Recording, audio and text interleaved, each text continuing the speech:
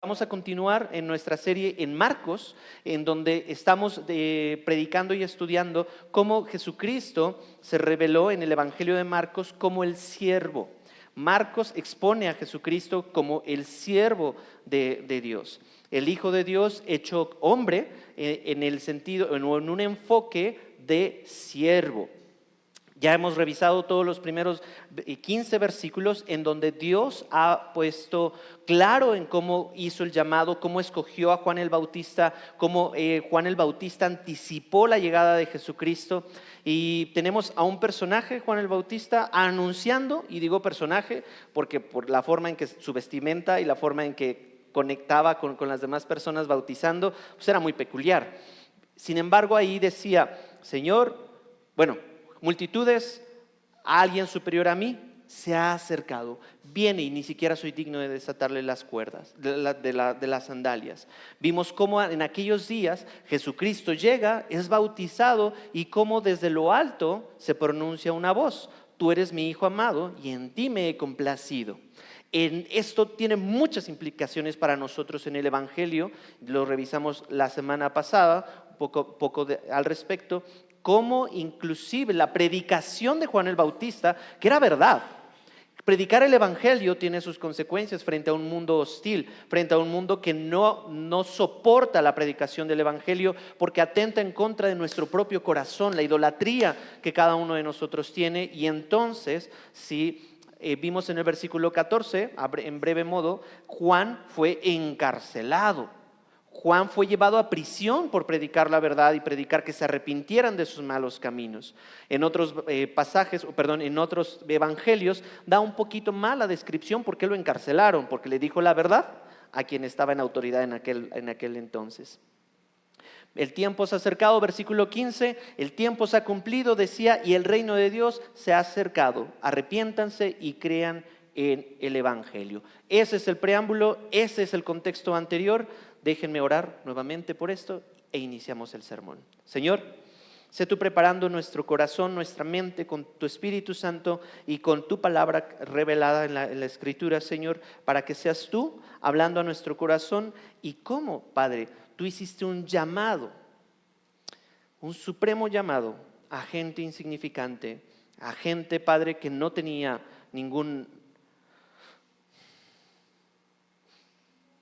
algo que aportar a tu gran plan de redención. Sin embargo, tú decidiste por amor a ti mismo, Señor, hacer ese llamado y acercarte.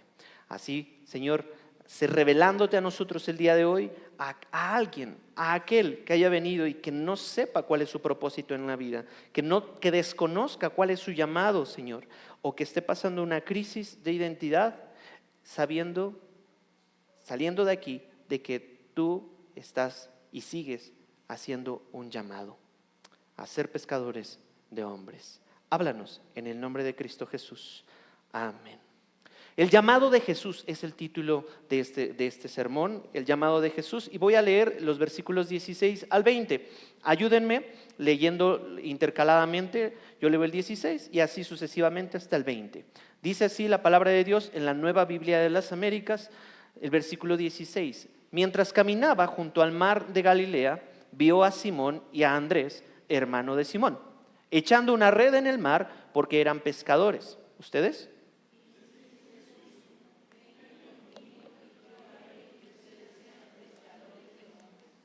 Dejando al instante las redes, ellos lo siguieron.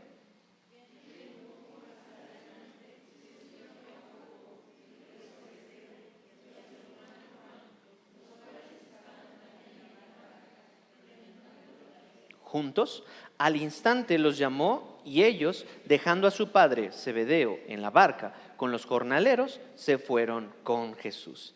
En el versículo 16 hace mención de varios aspectos que vamos a estar viendo poco a poco. El primero es el mar de Galilea. Me encanta cómo Jesucristo lo describe ahí Marcos. Vemos después de que Marcos recibe la información de alguien más, ¿sí? Pero aquí describen cómo Jesucristo estaba caminando a la orilla del mar de Galilea. Hay que entender algo, el mar de Galilea no era mar, era un gran lago y tenía varios nombres.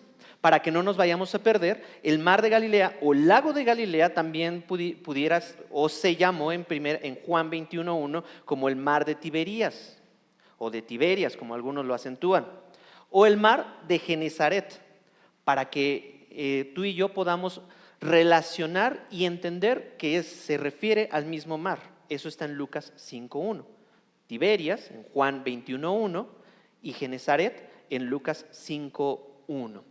Y hacen referencia al mismo mar o al mismo lago. La dimensión de este lago era enorme, era grande. Por eso le decían mar, y aproximadamente abarcaba unos de 12 por 20 kilómetros. Y no era muy caudaloso, por así decirlo. Y esta zona, en este mar, en este lago, se caracterizaba por tener una gran actividad pesquera.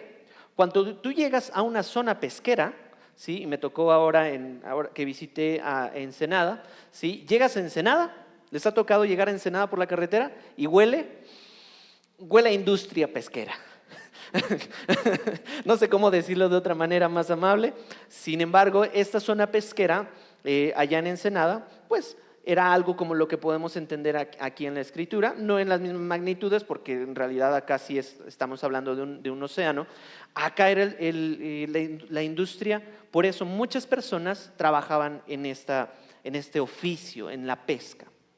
No voy a dar más detalles en cuestiones de cómo Pedro y cómo los demás estaban haciendo la pesca, ¿sí? Tampoco no hay que añadirle a la Escritura aquí de lo que no pudiera o lo que no dice en la Escritura. Y en Marcos, por lo menos ahí, mientras caminaba, dice el versículo 16, junto al mar de Galilea, vio a Simón y a Andrés. Nuestros dos primeros personajes. Quiero que tú y yo tengamos como una actitud de sorpresa al momento de ir conociendo, porque podemos llegar con una actitud de, ay, Simón, ay, pues eso ya lo conozco, ¿no? Los 12 apóstoles, pues los he estudiado una y otra vez. Quiero que podamos tener una mentalidad de aprendiz, que podamos seguir aprendiendo, ya que Simón, el primero que vio aquí, es importante.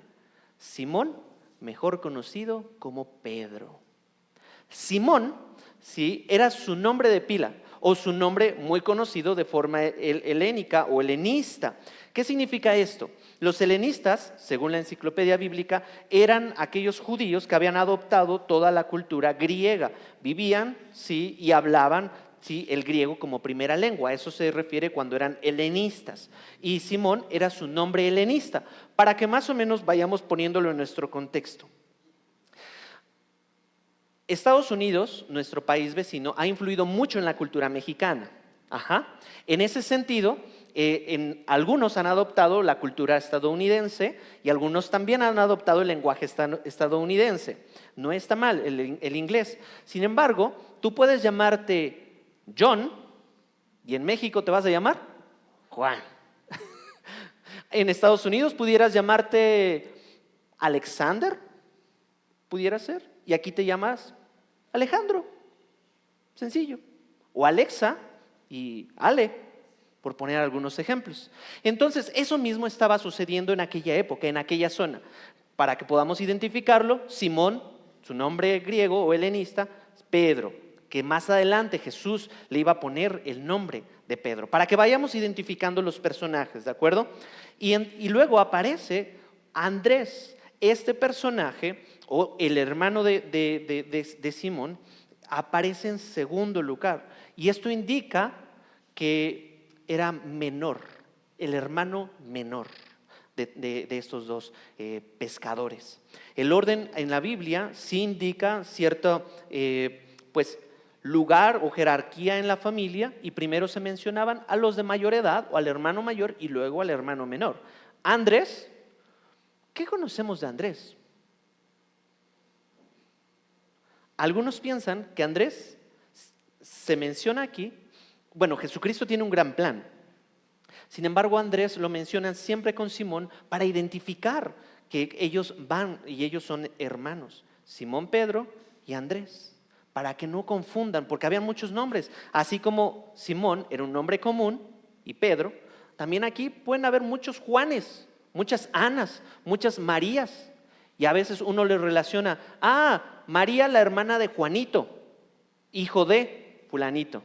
Ajá. De esa manera la Biblia nos ayuda a poder ver el relato.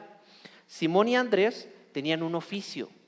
Pastor, pues eso es muy sencillo no es tan simple como parece, dirían algunos por ahí.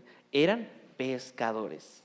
La forma de pescar de aquellos días, no quiero ahondar muchísimo, simplemente describir, era la forma no convencional o no como lo conocemos hoy, de que hay buques o ponen como una especie de cerca circular para que ahí puedan entrar los peces, etcétera, etcétera. Hay diferentes otras maneras o con una caña de pescar, sino que ellos hacían su propia red de forma circular, ¿sí? Y luego en las orillas le amarraban ciertos plomo o bueno, piedra o algo que pudiera hundirse y la desplegaban para que una forma de telaraña pudiera caer y pudiera absorber o mejor dicho capturar a los peces. De esta manera es como ellos tenían trabajo, tenían empleo. Pero llegó una temporada, ¿sí?, en la que Jesucristo los encuentra. Jesucristo estaba caminando por ahí a la orilla del mar. Y entonces, en medio de su actividad, dice, echando una red en el mar, ¿sí? Porque eran pescadores, estaban haciendo lo que les correspondía, ¿sí? Jesucristo los desafió. Vengan conmigo. ¿Qué desafío puede tener vengan conmigo? Imagínate que Jesucristo te encuentre haciendo lo tuyo en tu trabajo, en medio de cualquier circunstancia, a final de mes, cuando está recio las entregas y todo lo que tienes que hacer en tu trabajo, y te dice, Juan, Simón, Pedro, Andrés, fulanito, sígueme. Y tú estás acá, ¿no? De agodín. Híjole, ya estaba a punto de cerrar mi laptop. Y Jesús me dice, ven. Es un gran dilema. ¿Por qué? Es decir, la actividad para aquellas personas determinaba su identidad. Ser pescador determinaba entonces a qué me voy a dedicar y quién soy en este mundo. Por eso algunos identifican a Jesucristo como el hijo del carpintero. Si naciste carpintero, carpintero te morirás. Si fuiste pescador, pues pescador serás. Y entonces los pescadores le asignan ciertas cualidades o ciertas conductas a esa actividad y entonces que permea en quién es cada uno en su forma personal o en su interior, mejor dicho. Había algo muy interesante en esto. Vamos a darle doble clic. Quiero que me vayas acompañando en Lucas 5, otro evangelio que describe un poquito mejor por qué esto es trascendente. En Lucas capítulo 5 del 1 al 9, Marcos lo describe brevemente. Quiero nada más añadir esta mayor descripción en Lucas 5 del 1 al 9. También el llamamiento de los primeros discípulos dice, aconteció, es el mismo momento, aconteció que mientras la multitud se agolpaba sobre él, sobre Jesús, para oír la palabra de Dios, ¿qué estaba haciendo Jesús? O sea, ¿por qué se estaban acercando? ¿Sí? ¿A qué se refiere agolpaba? Pues bueno, si tú has ido a una tienda departamental en un día donde hay muchos descuentos y toda la gente quiere entrar para encontrar los mejores descuentos y se hacen filas y uno se atropella con el otro, eso es agolpar. Es decir, se estaban yendo, querían estar unos con los otros, aventándose. Y Jesús estaba junto al lago de Genezaret. ¿Dónde es el lago de Genezaret? ¿O cuál es el otro nombre que se le atribuye a Genezaret? Galilea. Muy bien, sí pusieron atención. Y vio 2 barcas que estaban a la orilla del lago, pero los pescadores habían bajado de ellas y lavaban las redes. Ya estaban cerrando su laptop, ya estaban cerrando su jornada laboral, ¿sí? Versículo 3. Subiendo a una de las barcas, Jesucristo, que era de Simón. ¿Quién es Simón? Pedro.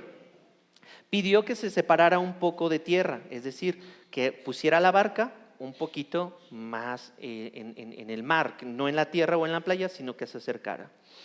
Mire usted, cuando tú tienes una superficie cóncava hecha de madera, muy parecido a un cajón acústico o una guitarra, ¿sí?, se potencializan o se suman ciertas frecuencias para que funcione como un micrófono.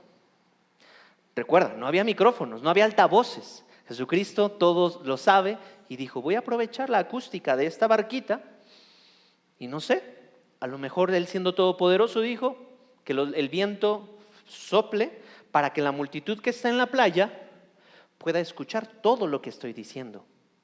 Muy inteligente Jesucristo. Ese es mi Señor. Entonces, vamos a continuar leyendo. Subiendo a una de las barcas que era propiedad de Simón, pidió que se separara un poco de tierra y sentándose enseñaba a las multitudes desde la barca. Es decir, de aquí salió toda la arquitectura acústica de los anfiteatros romanos.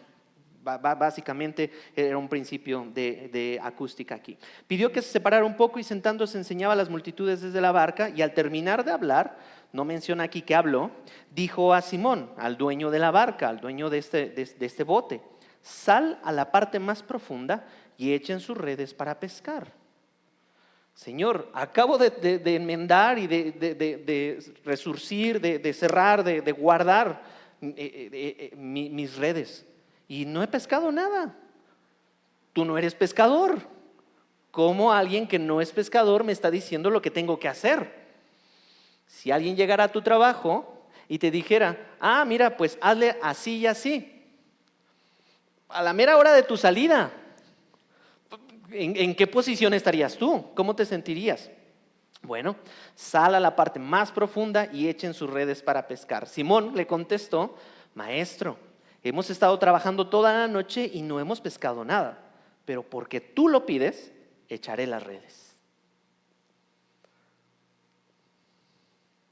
Me encanta eso, es fascinante, porque tú lo pides. Porque tú lo pides.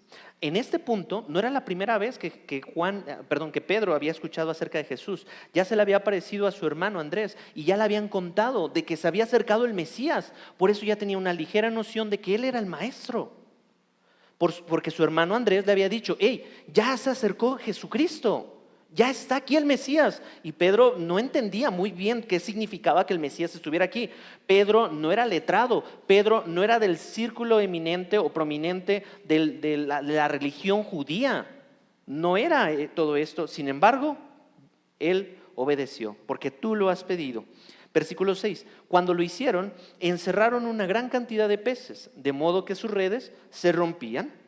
Entonces hicieron señas a sus compañeros que estaban en la otra barca para que vinieran a ayudarlos. Y vinieron y llenaron ambas barcas de tal manera que se hundían.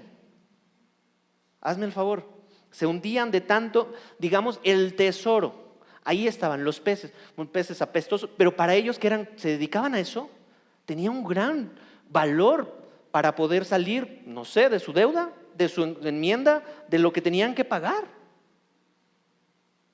Al ver esto, versículo 8, Simón Pedro, aquí ya hace la unión Lucas, cayó a los pies de Jesús diciendo: apártate de mí, Señor, pues soy hombre pecador. ¿Qué vio Pedro? Que en lugar de decir soy rico, él simplemente cayó a los pies, dijo: apártate de mí, Señor, que soy hombre pecador. ¿Qué vio Pedro que nosotros no logramos ver aquí? ¿Con qué poder? ¿En dónde está la gloria de esto? ¿En haber tenido una gran riqueza pesquera? ¿O en que alguien tuviera el poder para que lo que dijera se hiciera?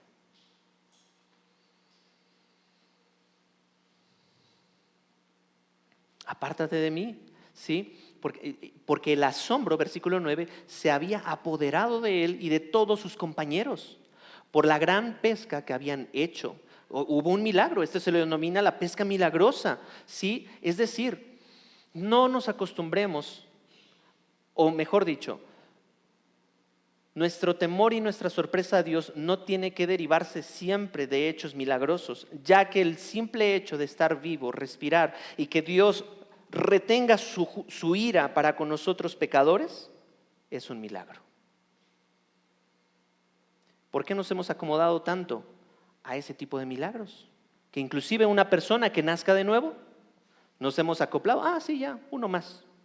Versículo 10, y lo mismo le sucedió también a Jacobo y a Juan, hijos de Zebedeo, que eran socios de Simón.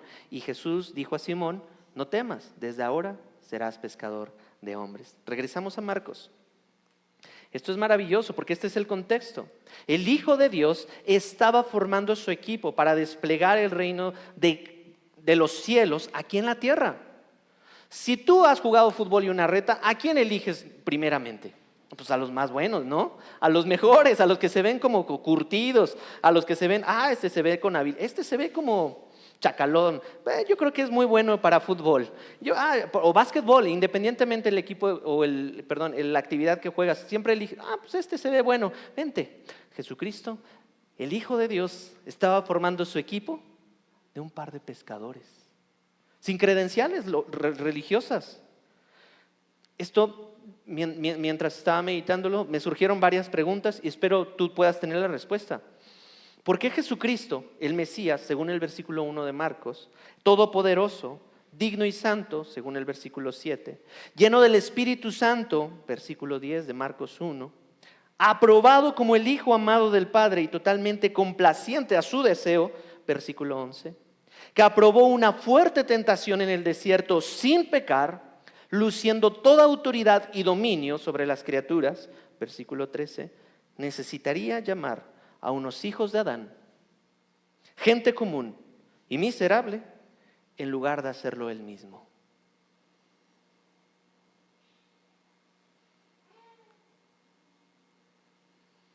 La Biblia nos da una respuesta. Acompáñame en 1 Corintios 1:26. Esto no lo sabía Pedro, Simón. Esto no lo sabía su hermano Andrés. No tenían en cuenta, es la primera vez que Jesucristo les está dando estas palabras. Lo podemos ver tú y yo. Esto era un misterio. ¿Por qué Jesucristo está formando a su equipo aquí? Es una cosa misteriosa.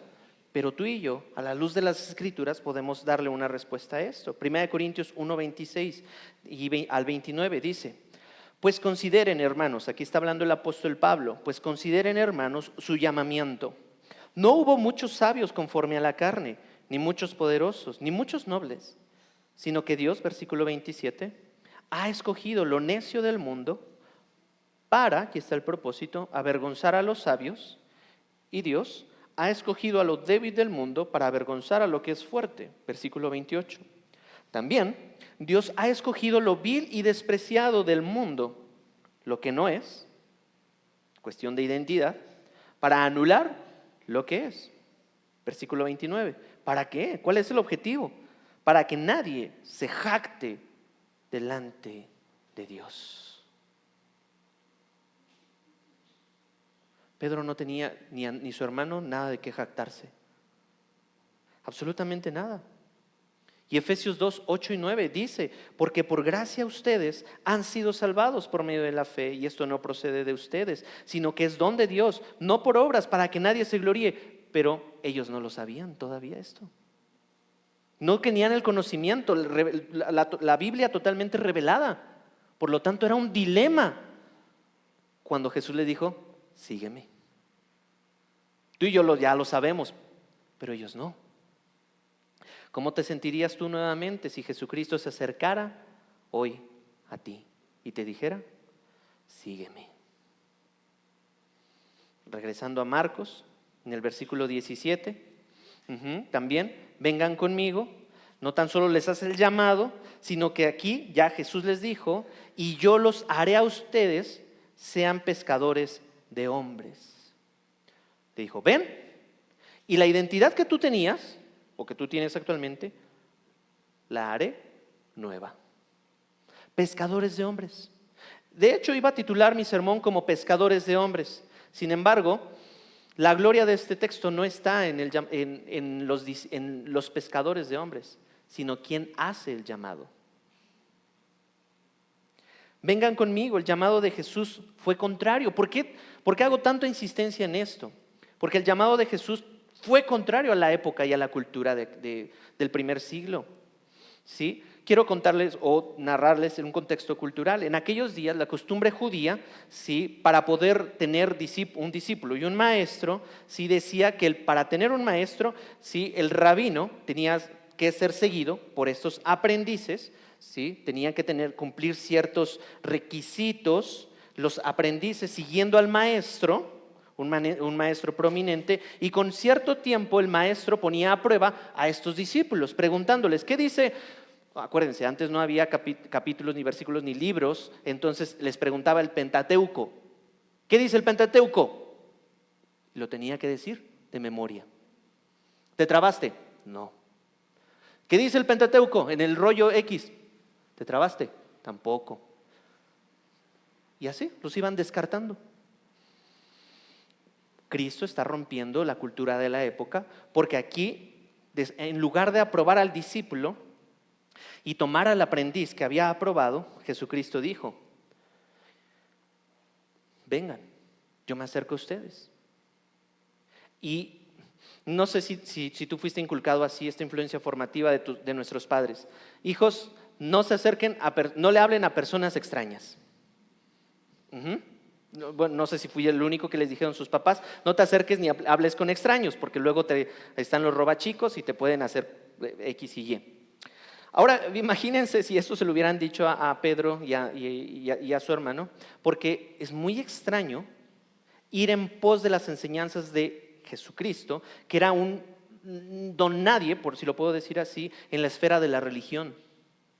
Involucró un profundo dilema, insisto en esto, para este par de hermanos pescadores, porque ellos se enfrentaron a dejar un conjunto de creencias muy arraigadas y fundamentales para los judíos de la época. Y voy a lanzar tan solo algunas. Jesucristo los llamó, pero seguir a Jesús como un maestro no reconocido por los oficiales religiosos, ¿fue bueno?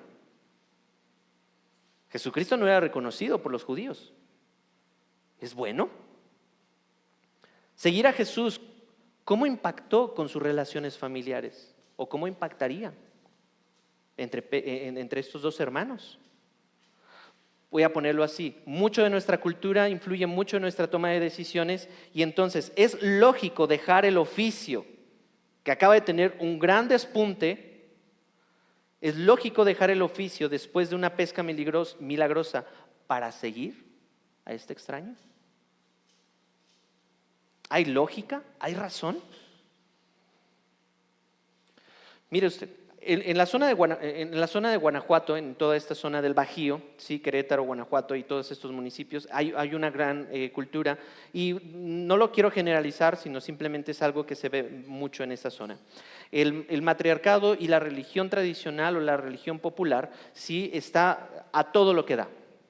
Muchos creyentes, cuando empiezan a evangelizar o cuando empiezan a compartir las buenas noticias, reciben o se encuentran con una pared porque dicen, arrepiéntete de tus pecados y sigue a Jesús. Sin embargo, muchos o muchas iglesias no prevalecen o no tienen muchos nuevos convertidos por el temor de los nuevos creyentes a ser rechazados por su propia familia. Un fenómeno que existe en un municipio allá en Guanajuato que se llama Romita es de que por cuestiones económicas migran a los Estados Unidos muchos hombres, y entonces allá en Estados Unidos, como ya no conocen a nadie, ya no tienen una influencia formativa mexicana, les dicen, Jesucristo es el Señor y Salvador, arrepiente de tus pecados. ¿Y cómo responde entonces el mexicano? Amén, ¿sí? ¿Cuál es la diferencia? El temor al rechazo familiar. Allá nadie los conoce, pero acá, en su rancho, acá, en su escuela, acá en su empleo, en su círculo íntimo. Y si me empiezan a decir que el aleluya, y que entonces ya no voy a ser el mismo de siempre, y que ya no me van a invitar a las parrandas, y que ya no me van, y que entonces si tú le dices a tu abuelita que te convertiste en cristiano, la matas, así que mejor ni te conviertas. Les han dicho eso, ¿verdad? Por eso. Ahora imagínense el dilema de estos dos pescadores. Estos dos hermanos estuvieron dispuestos a responder el llamado de Jesús enseguida. No la pensaron. No sobrepensaron todos estos razonamientos, porque Jesús les encomendaría después un oficio más noble y digno. No me adelanto. Ahí en ese mismo versículo donde dice, ustedes sean pescadores de hombres, yo haré que ustedes sean, tiene un gran valor para nosotros. Porque el proceso de ser o de cambiar de ser a otro ser o nuestra identidad, ¿quién la va a determinar? ¿Quién la va a hacer? ¿Quién la va a cumplir? ¿Por qué es tan importante lo que uno es en el interior, pastor? Porque Proverbios 26:3 en la primera parte dice, pues como piensa dentro de sí, así es él. Como uno piensa dentro de sí, uno va construyendo su sistema de valores, su ética, su moral, etcétera. Así como piensa dentro de sí, así es él. El contexto de este texto es hablando de una persona glotona, de una persona avariciosa, y que dice, hijo mío, no te sientes, ponle cuchillo a tu cuello para que no, en un sentido de no te comas todo lo que están ahí, porque este individuo que te invita a tu mesa, pronto en una cuestión en un sentido de avaricia, después te lo va a cobrar. Y aquí, como piensa dentro de sí, así es él. También, ¿qué es lo que Dios quiere que sea transformado? Es muy sencillo, pero no nos confundamos, porque el mundo nos arroja la mentira de, para ser alguien en la vida, tienes que estudiar y entonces tienes que tener una actividad que te otorgue una identidad, ¿verdad? ¿Quieres ser alguien en la vida? ¿Qué responde uno? Normalmente con una profesión. Quiero ser arquitecto, doctor, pastor, músico, X profesión. Es lo que el mundo nos dice. Sin embargo, ¿qué dice Romanos 12:2? No se adapten a este mundo, sino transfórmense, este cambio de mente, metanoia, mediante la renovación de su mente. ¿Me van siguiendo en cómo Jesús dijo, y yo haré que ustedes sean? No un cambio simplemente de oficio, sino la transformación va a suceder aquí. ¿Y de quién depende este cambio de identidad? Filipenses 1:6 lo dice claramente. No fue de Pedro, no fue de los demás apóstoles, ni siquiera de un instituto, sino que dice Filipenses 1:6. Estoy convencido, dice el autor, estoy convencido precisamente de esto, que el que comenzó en ustedes la buena obra, la perfeccionará hasta el día de Cristo Jesús. Y subrayo, el que comenzó en ustedes la buena obra, la perfeccionará. El llamamiento de Jesús es lo más importante. La omnisciencia de Dios, la eternidad de Dios, porque dice, normalmente nosotros juzgamos o lo que a partir de lo que alcanzamos a ver decimos, bueno, él es candidato a, se podría, ¿no? Él es bueno para, etcétera. Sin embargo, Cristo los llamó a estos dos hermanos no tanto por lo que son o eran, sino por lo que puede llevarlos a ser Cristo en ellos. Si nosotros viéramos a nuestros hermanos que están a nuestro alrededor y diéramos un vistazo, pues veremos puros pecadores incircuncisos que todavía están en un proceso de redención, de santificación. Sin embargo, en la omnisciencia de Dios, que todo lo sabe, y en su eternidad, que ya ve todo el panorama completo, Él dice, Él me va a servir, porque yo voy a hacer mi obra en Él o en ella. ¿Por qué menospreciamos entonces el llamado? Si no se trata del que seamos pescadores de hombres, sino quien hizo el llamado. Fue Cristo. Un gran dilema. Él va a convertirnos en esto. Y en pescadores de hombres no significa que vamos a ir por los ahogados. Y a ver, sí, vamos a ir y te echo un salvavidas para que vengas y pesquemos hombres. No se trata de eso. La cuestión de hombres se entiende mejor cuando lo cambiamos por la palabra alma. Te haré pescadores de almas. En ese sentido, echamos la red. Vengan, acerquémonos a Cristo. Vengan, acerquémonos a Cristo. Cristo sigue haciendo el mismo llamado para que tú y yo seamos pescadores de hombres. Con el tiempo, esta expresión, pescadores de hombres, tendría más significado, ¿sí? Se convertiría en un contexto para nosotros lo que es lo mismo al cumplimiento de la gran comisión. Pescadores de hombres era un término antiguo nada más que se hacía. Todo esto porque Jesucristo lo está dirigiendo.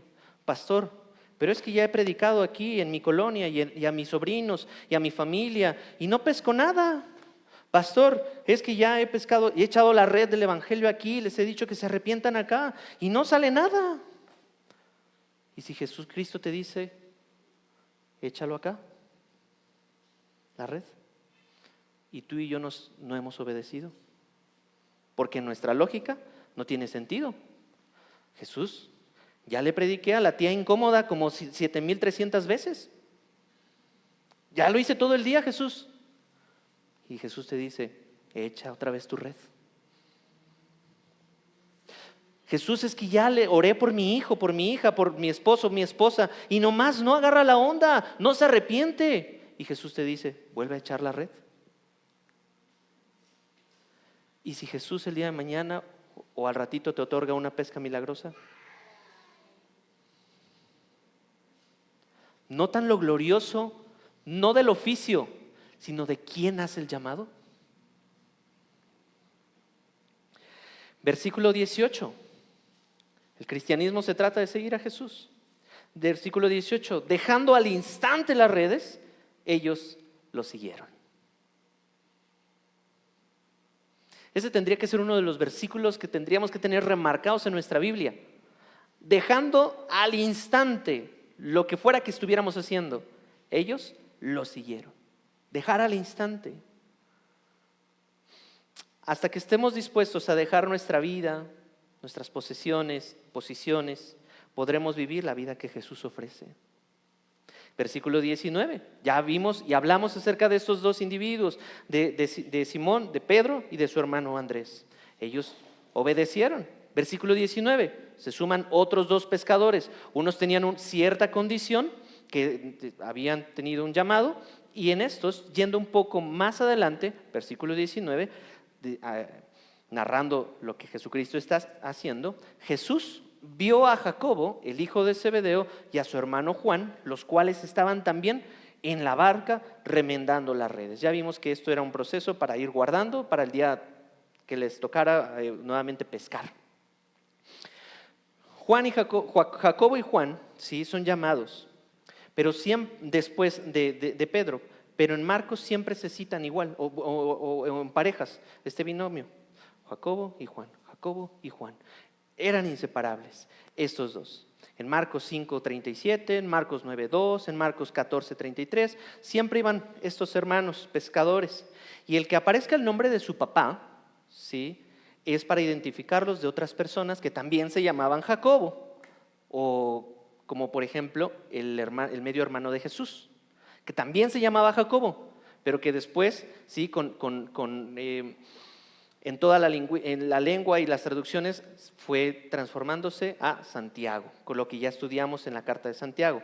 Entonces había Jacobo el pescador, Jacobo el medio hermano de Jesús, y había otras personas que pudieran también confundirse, como Juan el Bautista y Juan el hijo de Zebedeo.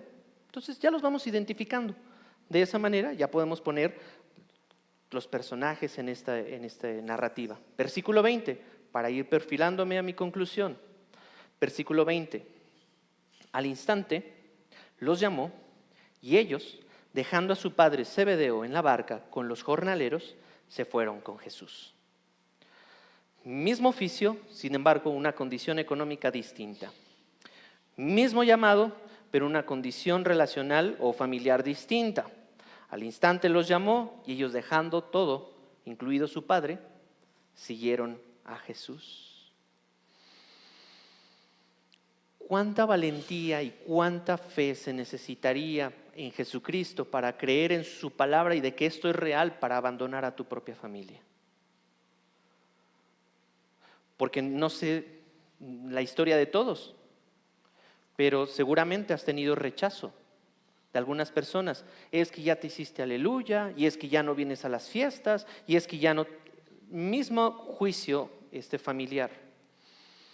Y claro, porque algunas otras personas de mal testimonio, de otras sectas, creen entonces que convivir con las personas es pecado y entonces se aíslan Y por eso a las personas que Cristo nos encomienda o nos llama para lanzarles la red, ya están ciscados. No porque a mi prima llegó un fulano, se casó con ella y después ya se la llevó y la robó. Y se decía X etiqueta o X religión. Por eso cuando nosotros estamos ahí debemos de ser muy cautelosos. El que esta familia, inclusive su padre lo haya abandonado, su padre no muestra oposición. No dijo, no hijos, ¿cómo están locos? ¿Cómo se van a ir ahí a la aventura? ¿Cómo van a ir ahí? Ni lo conocen. Indica, inclusive, sus jornaleros no pusieron oposición. Y que tuvieran jornaleros o trabajadores significaba que estos otros dos hermanos, Jacobo y Juan, pues tenían un poder adquisitivo diferente a los dos primeros hermanos. Es decir, Jesucristo está haciendo su equipo, su llamado de siervos, su llamado independientemente de la condición o el contexto, las influencias formativas que cada uno tenga. Por lo tanto, aquí tanta variedad en Cristo que solamente el Evangelio puede lograr lo que aquí está representado el día de hoy. Diferentes contextos, lenguas, naciones, costumbres, unidos para buscar a Jesucristo y adorarlo. Eso solamente lo puede lograr el Evangelio. ¿Por qué? ¿Porque estamos construyendo algo en la tierra? No. ¿Por qué?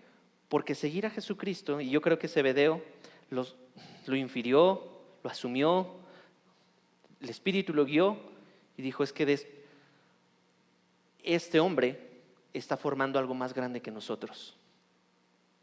Algo más grande de lo que imagino. Algo más grande de lo que logro visualizar ahorita a mi edad. Y ellos, Jacobo y Juan, se fueron con Jesús. Le voy a pedir a los chicos de la alabanza que pasen. Estos otros dos pescadores dejaron posesiones, posiciones y familia para seguir a Jesús. Ojo, un balance pastoral aquí. Si bien dice Efesios también a los maridos, cuando se casen, dejen a su padre y a su madre y después únanse a su mujer, no está diciendo y ya abandonen a sus padres o nieguen o emancípense. No está diciendo rechacen, sino está diciendo que su confianza, su valor, su identidad no esté depositada en que si eres hijo de o hija de o que me dedico a, sino que mi ciudadanía, mi identidad proviene de Cristo Jesús. Por eso en Horizonte decimos identidad, ¿quién eres? Determina lo que vas a hacer, tu actividad. En esta ocasión y en este tiempo la pregunta para reflexionar sería, ¿qué es lo que tú tienes que dejar para corresponder el llamado de Jesucristo en tu vida?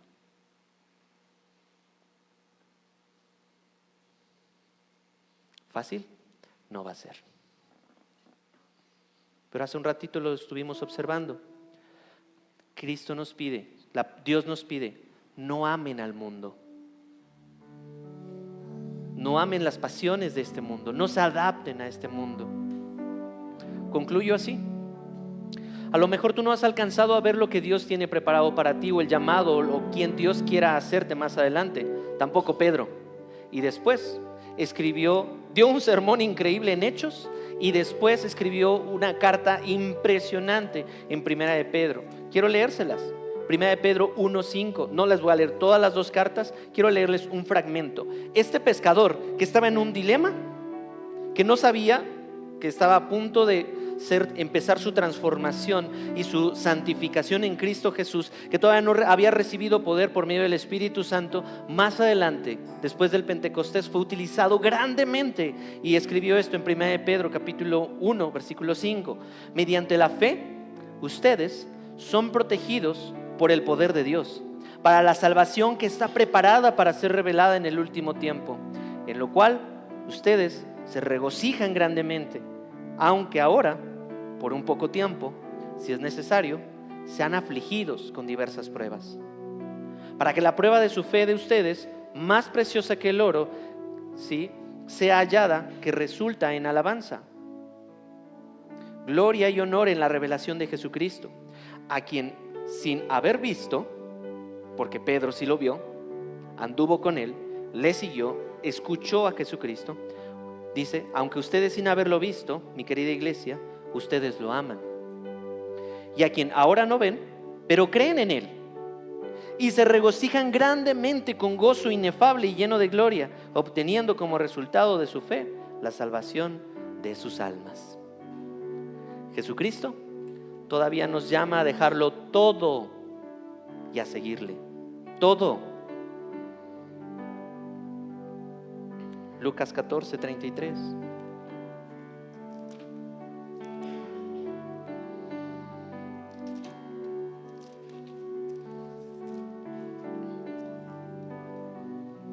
Así pues, cualquiera de ustedes que no renuncie a todas sus posesiones, no puede ser mi discípulo. ¿A qué tienes que renunciar hoy, mañana, pasado y durante la semana? Probablemente a tu orgullo, a nuestro orgullo, a un ídolo que hemos construido.